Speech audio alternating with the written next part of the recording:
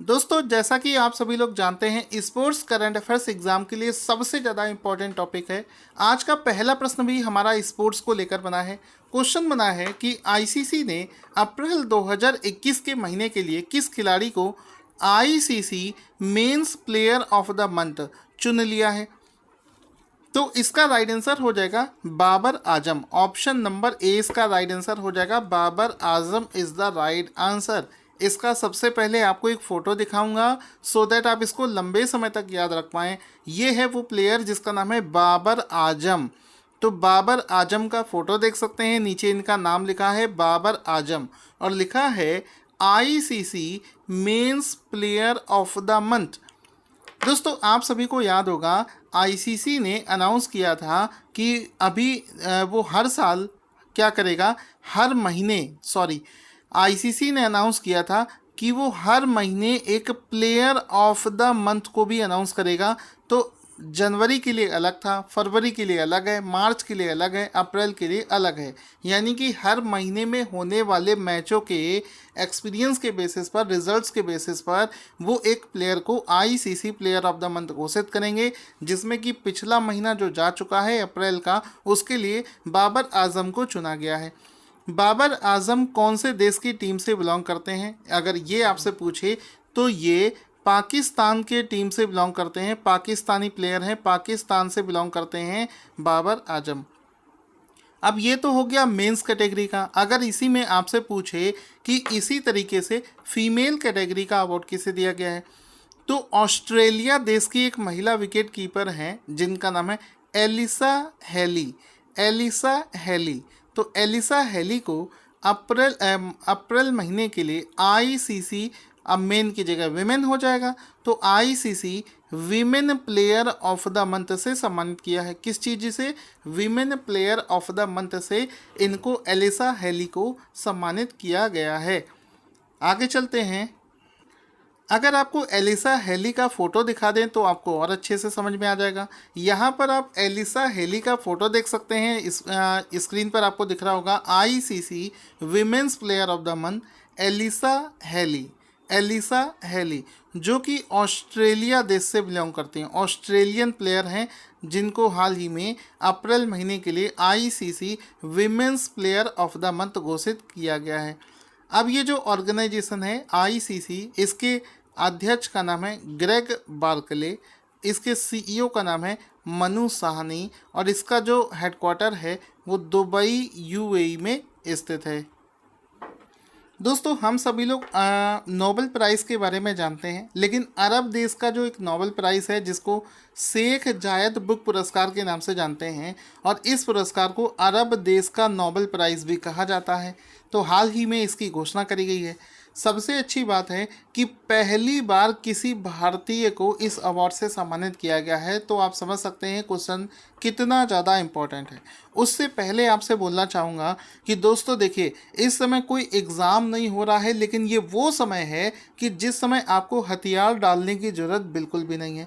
इसी critical time पर अगर आप तैयारी करके अपने आप को और अच्छे से बेहतर बनाते हो तो डेफिनेटली आप दूसरों से आगे बढ़ोगे और एग्ज़ाम को क्रैक करोगे।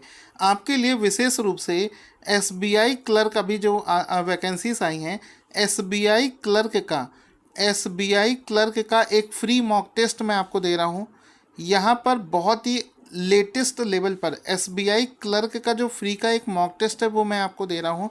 इवन आप एसबीआई क्लर्क की तैयारी ना भी कर रहे हो तो भी आप इस मॉक टेस्ट को दें, क्योंकि रीजनिंग, मैथ्स वगैरह सब कुछ कॉमन होता है हर एक एग्ज़ाम के लिए। इसका लिंक इस वीडियो के डिस्क्रिप्शन में है। पूरा टेस्ट सीरीज़ आपको ये फ्री में मिलेगा, जाकर उसको अटेम्प्ट करिए और देखिए कितने मार्क्स आपके आते हैं। क्वेश्चन बनेगा कि हाल ही में 15वां शेख जायद बुक पुरस्कार किस महिला को प्रदान किया गया है, तो आंसर हो जाएगा डॉक्टर ताहिरा कुतुबुद्दीन, इसका राइट आंसर हो जाएगा। तो ऑप्शन नंबर ए इसका राइट आंसर हो जाएगा, डॉक्टर ताहिरा कुतुबुद्दीन को हाल ही में प्रदान किया गया है शेख जायद पुरस्कार। और इसमें एक चीज़ आपको याद रखनी है कि वर्ष 2021 में जो शेख जायद पुरस्कार दिया गया है वो कौन सा संस्करण है, तो वो 15वां संस्करण है जिसको हाल ही में प्रदान किया गया है। अब ये जो डॉक्टर तेहरा कुतुबुद्दीन हैं, इनका एक फ़ोटो देख सकते हैं, ये देखिए, लिखा है, ये देखिए, डॉक्टर तेहरा कुतुबुद्दीन, जिनका की फ़ोटो आप यहाँ पर देख सकते हैं, जिनको इस बार का ये अवार्ड दिया गया है। ख़ास बात ये है कि ये जो पुरस्कार है इसको अरब जगत का नोबेल पुरस्कार भी कहा जाता है। साथ ही साथ में ये जो डॉक्टर तेहरा कुतुबुद्दीन है, ये पहली ऐसी भारतीय हैं जिनको ये पुरस्कार दिया गया है। सारे पॉइंट्स मैंने आपको लिखा है। ये करती क्या है, इनका प्रोफेशन क्या है जिनको ये अवार्ड दिया गया है। तो ये यूनिवर्सिटी ऑफ शिकागो में अरेबियन लिटरेचर जो होता है, अरेबियन साहित्य जो है, उसकी प्रोफेसर हैं जिनको ये अवार्ड दिया गया है। इनका 2019 में एक नॉवल रिलीज़ हुआ था जिसमें इनका जो काम है उसकी वजह से इनको ये अवार्ड दिया गया है, और उस नॉवल का नाम था Arabic oration art and function. ठीक है, ये जो नॉवल है उसके लिए इन्हें ये पुरस्कार प्रदान किया गया है। और इनका जो नॉवल है उसका भी फ़ोटो मैं आपको दिखा सकता हूँ, Arabic oration art and function, इसके लिए ही इनको ये अवार्ड दिया गया है। दोस्तों, तैयारी के दौरान सबसे बड़ा चैलेंज होता है खुद को मोटिवेट रखना। अगर आप अपने आप से अंदर से खुद को मोटिवेट रख पाते हैं तो उससे अच्छी कोई चीज़ नहीं हो सकती है, क्योंकि किसी मोटिवेशनल वीडियो या किसी की मोटिवेशन वाली बातों को सुनकर आप कुछ देर के लिए मोटिवेट हो सकते हो, लेकिन आपको कंटिन्यूअसली अगर मोटिवेट होना है तो वो आपको विद इन अपने अंदर से आवाज़ आनी चाहिए। क्वेश्चन बनेगा, नेशनल टेक्नोलॉजी डे, राष्ट्रीय प्रौद्योगिकी दिवस प्रति वर्ष किस दिन मनाया जाता है। सो गाइस, इसका राइट आंसर हो जाएगा एवरी ईयर 11 मई को। ऑप्शन नंबर सी इसका राइट आंसर हो जाएगा। हर साल 11 मई को नेशनल टेक्नोलॉजी डे या राष्ट्रीय प्रौद्योगिकी दिवस मनाया जाता है। ऑप्शन नंबर सी इसका राइट आंसर हो जाएगा। इसमें आप दोस्तों देख सकते हैं, इसका एक फ़ोटो भी मैंने आपको दिखाया है। मई 11 नेशनल टेक्नोलॉजी डे, राष्ट्रीय तंत्र ज्ञान दिवस, ये इसका राइट आंसर हो जाएगा। साथ ही साथ में वर्ष 2021 के लिए इस दिवस का जो थीम है वो हो जाएगा science and technology for a sustainable future. ये वर्ष 2021 के लिए इसका थीम हो जाएगा, आपको याद रखना है। आगे चलते हैं। इसमें आपको याद होगा ये जो दिवस है ये 11 मई को ही क्यों मनाया जाता है। एक्चुअल में 1998 का समय चल रहा था। 1998 में 11 मई के दिन ही हम लोगों ने पोखरण में अपना न्यूक्लियर टेस्ट सक्सेसफुली कर लिया था, जिसकी याद में ये दिवस मनाया जाता है। ये आप देख सकते हैं, अटल बिहारी वाजपेयी की सरकार थी, 1998 का समय था। 11 मई के दिन उन्होंने ही अपने कार्यकाल में दूसरा परमाणु का सफल परीक्षण कर लिया था, जिसको पोखरण जो कि राजस्थान में है वहाँ पर किया गया था, जिसकी वजह से ही ये दिवस मनाया जाता है। क्वेश्चन बनेगा, New York city international film festival, New York city international film festival में सर्वश्रेष्ठ अभिनेता का पुरस्कार किसे प्रदान किया गया है। सो गाइस, राइट आंसर हो जाएगा अनुपम खेर। ऑप्शन नंबर सी इसका राइट आंसर हो जाएगा। अनुपम खेर को सबसे अच्छे अभिनेता का पुरस्कार दिया गया है। कहाँ पर, याद रखना, New York city international film festival में। तो option number C Anupam Kher is the right answer. यहाँ पर आप देख सकते हैं, Anupam best actor, New York city international film festival, best actor Anupam Kher. ठीक है, ये हैप्पी बर्थडे क्या लिखा है, ये क्या है, ये भी आपको बताऊंगा। देखिए, अनुपम खेर ने एक शॉर्ट फिल्म बनाई थी जिसका नाम था हैप्पी बर्थडे। तो ये जो शॉर्ट फिल्म है हैप्पी बर्थडे, उसमें ही उनके अभिनय के लिए उन्हें सर्वश्रेष्ठ अभिनेता का पुरस्कार चुना गया है। साथ ही साथ में ये जो मूवी है हैप्पी बर्थडे, ये एक शॉर्ट फिल्म है और शॉर्ट फिल्म कैटेगरी में इसे सर्वश्रेष्ठ शॉर्ट फिल्म का पुरस्कार भी प्रदान किया गया है। तो ये भी आपको याद रखना है, बहुत इंपॉर्टेंट क्वेश्चन है। करंट अफेयर्स के अगले क्वेश्चन पर चलने से पहले आपको बताना चाहूँगा, अगर आपको हमारा कंटेंट पसंद है तो आप इस वीडियो को अपने सभी दोस्तों के साथ में व्हाट्सएप पर शेयर ज़रूर करना। क्वेश्चन बनेगा कि इलॉन मस्क की कंपनी स्पेस एक्स ने किस वर्ष के पहले क्वार्टर में Doge 1 mission to moon launch करने की घोषणा करी है। तो हाल ही में एलॉन मस्क ने घोषणा करी है कि वो 2022 के पहले क्वार्टर में अपना एक मिशन लॉन्च करेगा मून के लिए, जिसका नाम रखा जाएगा डोज 1 मिशन टू मून। आप इस फोटो में देख सकते हैं, ये डॉग से निकला हुआ है, एक मीम बनता है डॉग का, उसी के ऊपर बना है Dogecoin to the moon. अब ये खास बात ये है, देखो आपको एक यहाँ पर हमने टर्म यूज़ किया है डॉज। ये क्या होता है, एक क्रिप्टो करेंसी है जिसको डॉज कॉइन के नाम से जानते हैं, DOGECOIN। क्रिप्टो करेंसी आप जानते हैं, आभासी करेंसी, वर्चुअल करेंसी। तो ये जो क्रिप्टो करेंसी है उसी के नाम पर इन्होंने अपने मिशन का नाम रखा है। उसका रीज़न ये है कि ये जो मिशन लॉन्च किया जाएगा ये क्रिप्टो करेंसी को बढ़ावा देने के लिए होगा। मतलब इस प्रोजेक्ट में जितना भी खर्चा किया जाएगा वो पूरी तरीके से इसको क्रिप्टो करेंसी से वित्त पोषित किया जाएगा, फंडेड किया जाएगा। तो इसको क्रिप्टो करेंसी से इसके सारे पेमेंट किए जाएंगे। इस वजह से इसका नाम इन्होंने डोज कॉइन के नाम पर Doge one mission to moon कर दिया है, जिसको 2022 के पहले क्वार्टर में लॉन्च कर दिया जाएगा। अब ये जो डोज कॉइन है इसको 2013 में लॉन्च किया गया था। जैसे आपने बिटकॉइन का नाम सुना होगा उसी तरीके से ये कॉइन होता है, एक वर्चुअल करेंसी है। इसको IBM कंपनी के जो इंजीनियर हैं उन्होंने मिलकर बनाया था। आगे चलते हैं अगले प्रश्न की तरफ। करंट अफेयर्स का अगला क्वेश्चन बनेगा चाइना की पॉपुलेशन को लेकर। क्वेश्चन बनेगा कि राष्ट्रीय सांख्यिकी ब्यूरो के अनुसार चीन की जनसंख्या पिछले एक दशक में 72 मिलियन से बढ़कर कितनी पहुंच गई है। तो आंसर हो जाएगा ऑप्शन नंबर सी, यानी कि ये 72 मिलियन से बढ़कर हो गई है 1.411 अरब। ठीक है, इतनी हो गई है। ऑप्शन नंबर सी इसका राइट आंसर हो जाएगा। यहाँ पर आप देख सकते हैं, अगर आप इसको अरब बोलें या फिर इसको बिलियन बोलेंगे, ठीक है, इसको बोलेंगे बिलियन, ये भी आप याद रखिएगा। यहाँ पर आप देख सकते हैं कि जो चीन की आबादी है वो पिछले एक दशक में 72 मिलियन से बढ़कर 1.411 बिलियन हो गई है। चीन की जनसंख्या इतनी पहुँच गई है। पिछले 10 वर्षों में चीन की जो पॉपुलेशन है उसमें कितने प्रतिशत का इजाफा हुआ है, याद रखिएगा 5.38%।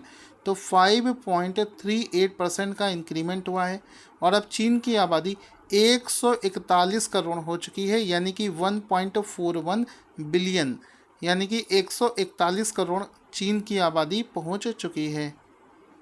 दोस्तों आपको पता होगा कि इंडिया में इस समय कोविड का सबसे ज़्यादा डेंजरस म्यूटेंट चल रहा है, वेरिएंट चल रहा है। कोरोना वायरस अपने रूप को बहुत तेज़ी से बदल रहा है और इंडिया का जो वेरिएंट है वो सबसे ज़्यादा डेंजरस है अभी तक के जितने भी वेरिएंट्स पाए गए हैं। अगर हम लोग बात करें, इंडिया को दुनिया के अलग अलग देश मदद भी भेज रहे हैं जिसमें कि अमेरिका भी शामिल है। हाल ही में ट्विटर ने कोरोना से लड़ने के लिए भारत को कितने डॉलर सहायता राशि के रूप में देने की घोषणा करी है। आंसर हो जाएगा 15 मिलियन डॉलर। तो हाल ही में ट्विटर ने घोषणा करी है कि वो इंडिया को 15 मिलियन डॉलर जो है वो इसकी हेल्प के रूप में प्रदान करेगा, क्योंकि ट्विटर इंडिया से भी बहुत ज़्यादा अर्निंग करता है। चाहे वो ट्विटर हो, फेसबुक हो, इंस्टाग्राम हो, गूगल हो, यूट्यूब हो, ये सब इंडिया में बिजनेस करते हैं और बहुत सारा पैसा यहाँ से कमा कर ले जाते हैं, क्योंकि इंडिया के कोई भी ऐसे ऐप नहीं है जो कि इतने ज़्यादा फेमस हो। तो ये इंडिया में कमाई करते हैं, तो समय समय पर इंडिया पर जब भी कोई आपत्ति आती है तो उसमें इनका मदद करना भी जायज़ बनता है। तो हाल ही में ट्विटर ने 15 मिलियन डॉलर की घोषणा करी है और ट्विटर के CEO का नाम है जैक डॉर्सी, आपको याद रखना है। अगला क्वेश्चन बनेगा अंतर्राष्ट्रीय नर्स दिवस, इंटरनेशनल नर्स डे प्रति वर्ष किस दिन मनाया जाता है। सो गाइस इसका राइट आंसर हो जाएगा एवरी ईयर 12 मई को। इसका एक फ़ोटो देख सकते हैं, हर साल 12 मई को इंटरनेशनल नर्स डे मनाया जाता है, जिसका कि फ़ोटो भी आप यहाँ पर देख सकते हैं। हर साल 12 मई को ये दिवस मनाया जाता है। ये जो दिवस है ये किसके जन्म दिवस पर मनाया जाता है, बहुत बार पूछा जाता है। तो ये एक नर्स थी जिनका नाम है फ्लोरेंस नाइटिंगेल, ठीक है, फ्लोरेंस नाइटिंगेल, उनके जन्म दिवस के अवसर पर यह दिवस मनाया जाता है। इस दिवस का वर्ष 2021 के लिए जो थीम है वो आपको याद होना चाहिए। इसका 2021 के लिए थीम है nursing the world to health, ये इसका 2021 के लिए थीम है। आगे चलते हैं। HDFC बैंक और कॉमन सर्विसेज सेंटर CSC ने किस चैटबॉट जिसका नाम है उसको विकसित किया है? उसका नाम पूछा गया है, आंसर हो जाएगा ईवा। हाल ही में HDFC बैंक ने ईवा नाम से एक नया चैटबॉट विकसित किया है। ऑप्शन नंबर ए इसका राइट आंसर हो जाएगा। ईवा नाम से एक नया चैटबॉट हाल ही में HDFC बैंक ने विकसित किया है, तो ईवा इसका राइट आंसर हो जाएगा। यहाँ पर इसका फ़ोटो देख सकते हैं। देखो चैटबॉट क्या होता है, जब भी आप किसी बैंक की वेबसाइट पर जाएंगे तो उसमें आपको बहुत सारे क्वेश्चंस होते हैं, जैसे कि बैंक इस समय कितना इंटरेस्ट दे रहा है, होम लोन कैसे लें, बैंक से उधार कैसे लें, इसके अलावा एजुकेशन लोन कैसे लें, नया खाता कैसे ओपन करें। तो इन सब चीज़ों का आंसर देने के लिए एक मशीन ओरिएंटेड एक चैटबॉट बना दिया जाता है, जो यहाँ पर साइड में आपको दिख रहा होता है। आपको कोई भी क्वेश्चन है, आप उस चैटबॉट पर क्लिक करेंगे तो उसमें ऑटोमेटिकली ही एक कंप्यूटर अपना आंसर देगा। वो सब चैटबॉट के माध्यम से होता है। अगर आप उसमें टाइप करेंगे कि मुझे बैंक अकाउंट कैसे ओपन करना है, तो ये जो चैटबॉट है ये आपको स्वतः ही आंसर करेगा। आपको ऐसा लगेगा कि सामने बैठा कोई व्यक्ति है जो कि आपको आंसर कर रहा है, लेकिन ऐसा नहीं होता है। ये मशीनों के माध्यम से चलता है, जिसमें कि आप चैटबॉट से बात भी कर सकते हैं। तो इसको हाल ही में HDFC बैंक ने लॉन्च किया है।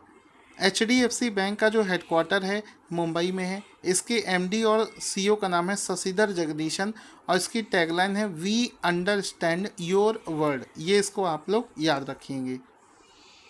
अगला क्वेश्चन बना है, करंट अफेयर्स का अगला प्रश्न बना है एक बुक्स एंड ऑथर के ऊपर। क्वेश्चन बनेगा, life in the clock tower valley, life in the clock tower valley पुस्तक किसने लिखी है? तो हाल ही में रिलीज़ करी गई फेमस पुस्तक ये जो है, इसको सकूर राथेर ने लिखा है। सकूर राथेर इसका राइट आंसर हो जाएगा।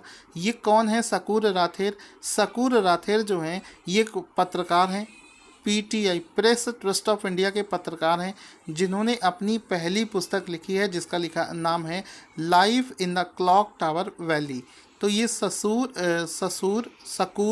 राथेर इसका राइट आंसर हो जाएगा। आगे चलते हैं। आज का क्वेश्चन जिसका आंसर आपको देना है, साथ ही साथ में दोस्तों वीडियो को लाइक और शेयर ज़रूर किया करो, उससे मोटिवेशन मिलता है और भी ऐसे शानदार वीडियोस बनाने के लिए।